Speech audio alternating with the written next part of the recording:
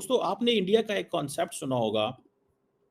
Prime minister Modi जब से power में आए हैं उन्होंने इस चीज़ पे फोकस किया है और वो ये है कि make in India is to make for the world. ये है भारत का नया slogan, make for the world. तो टाटा एडवांस सिस्टम और एयरबस स्पेन के बीच जो मेक इन इंडिया का इनिशिएटिव C295 एयरक्राफ्ट उसकी इनॉग्रेशन है।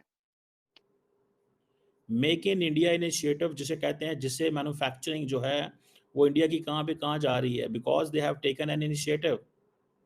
नरेंद्र मोदी ने बेसिकली इसके ऊपर काम करना शुरू किया और उसने एक स्पीच की, उन्होंने कहा जी कम मेक इन इंडिया। लेकिन इसके अंदर ये बात है कि वो सबमरीन जो कि जर्मनी भी हासिल करना चाहता है, कि जर्मनी कह रहा है हम आपको टेक्नोलॉजी देते हैं और आपके यहाँ आकर जो है वो बनाते हैं, वही प्रोजेक्ट स्पेन भी लेना चाह रहा है। इंडियंस ने क्या किया, सिंगल विंडो क्लियरेंसेस। हमने नहीं इंडिया को फॉलो किया, इंडिया ने अपना रास्ता तय कर लिया मेक इन इंडिया के तहत, बिकॉज उनका स्लोगन था मेक फॉर द वर्ल्ड। अपने लिए नहीं, दुनिया के लिए बनाना है। नमस्कार दोस्तों, जय हिंद। वीडियो शुरू करने से पहले अगर आपने हमारे चैनल को सब्सक्राइब नहीं किया है तो आप सबसे अनुरोध है, प्लीज़ हमारे चैनल को सब्सक्राइब करें और हमारे वीडियो को लाइक करें। आइए हम पूरी वीडियो देखते हैं। दोस्तों आपने इंडिया का एक कॉन्सेप्ट सुना होगा। प्राइम मिनिस्टर मोदी जब से पावर में आए हैं उन्होंने इस चीज़ पे फोकस किया है और वो ये है कि make in India is to make for the world.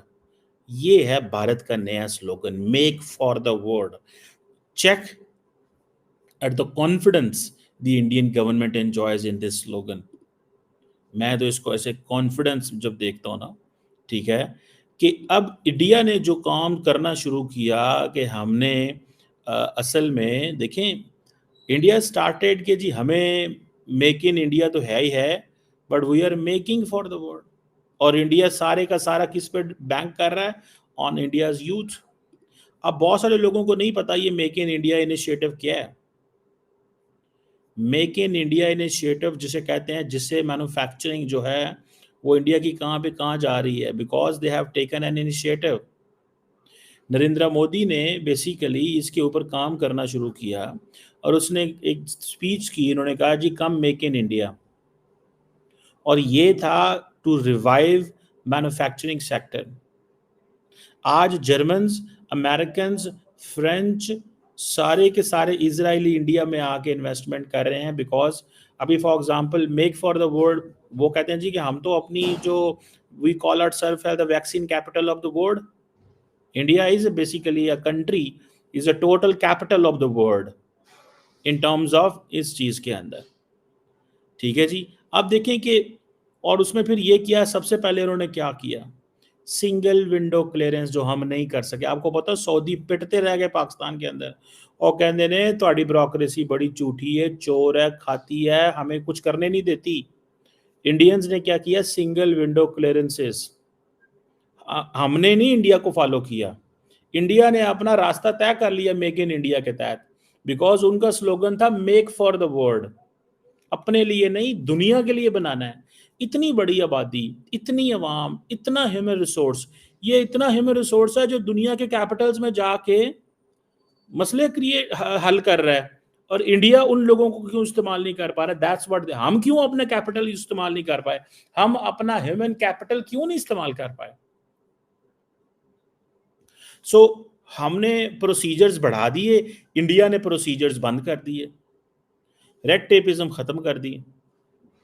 अब ये एम्प्लॉयमेंट भी हुई, ग्रोथ भी हुई, हालांकि इसके बावजूद इंडिया में इकोनॉमी बड़ी देखिए इतना, देखिए India is a country of 1.4 billion people.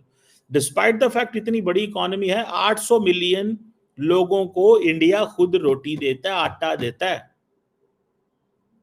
ये इंडिया ने मेक इन इंडिया इनिशिएटिव देखें, the prime minister came in 2014 and he launch this initiative, and after 11 साल 10 साल बाद वो हर दिन मेक इन इंडिया हो रहा है। ये जो स्पेनिश लीडरशिप आई हुई है, ये जो जर्मन लीडरशिप आई हुई है, इसलिए आई हुई है ना।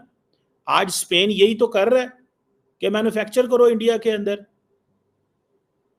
इस पे इंडिया ने बड़े, मैं बेसिकली ये जो मैन्युफैक्चरिंग हो रही है मैं इस पे आपको समझाना चाहता हूं that what initiatives they did, what reforms they initiated at that time. आपको you have to give an enabling environment first you have to create an environment.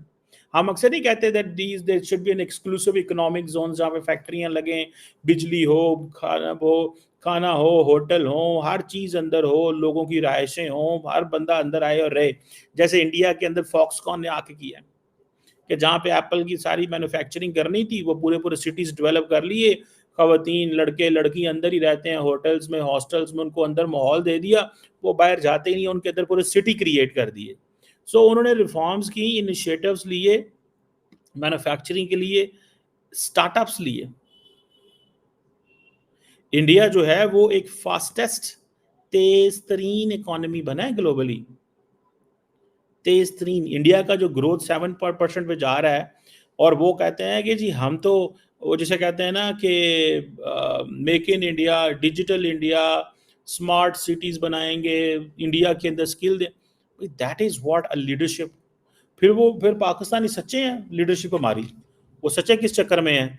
वो सच्चे इस चक्कर में वो कहते हैं पहले नशा की बनाना है यार, हम क्या बनाएं, हम कैसे बनाएं, हमें सिर्फ ये बता दें। हम थोड़ा सा करते हैं, पीछे साड़ी लता खींच लेते हैं, हमें हुकूमत ही नहीं चलने देते। पाकिस्तानी वज़ीर-ए-आज़म की वाशिंगटन में बैठा होता है, सऊदी अरब में बैठा होता है, रियाद में बैठा होता है, कहीं और कुछ कर रहा होता है, एंड देन उसके बाद क्या होता है? ठीक है, उसके बाद ये होता है कि सारी की सारी जो मशीनरी है वो कहते हैं जी हमारे पीछे हमारे खिलाफ काम कर रही होती है। वज़ीर-ए-आज़म उधर बैठ के डर रहा होता है कि मैं तो इतने आया, पता नहीं पीछे मेरी हुकूमत भी रहनी है कि नहीं रहनी, ये भी खौफ रहते हैं। सो ये जो मेक इन इंडिया था, अब वो मेक फॉर द वर्ल्ड की बात पे आ गए हैं।